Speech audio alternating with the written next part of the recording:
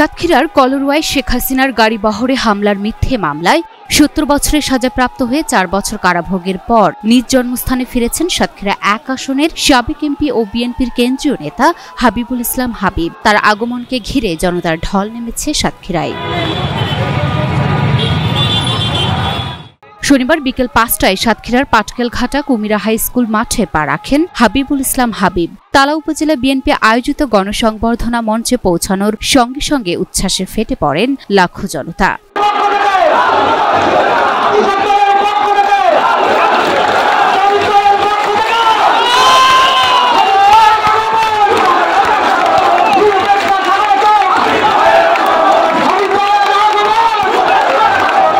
বিএনপির এই নেতার আগমনকে ঘিরে ছিল নানা আয়োজন। সড়কে নির্মাণ করা হয় শত শত তোরণ, ব্যানার ফেস্টুনে ভরা ছিল মহাসড়ক ও অলিগলি। এ সময় প্রিয় নেতাকে এক পলক দেখার জন্য পাটকেলঘাটা বলফিল্ড থেকে কুমিরা বাজার, ইসলামকাঠি বাজার থেকে গণসংবর্ধনা পর্যন্ত ছিল মানুষ আর মানুষ।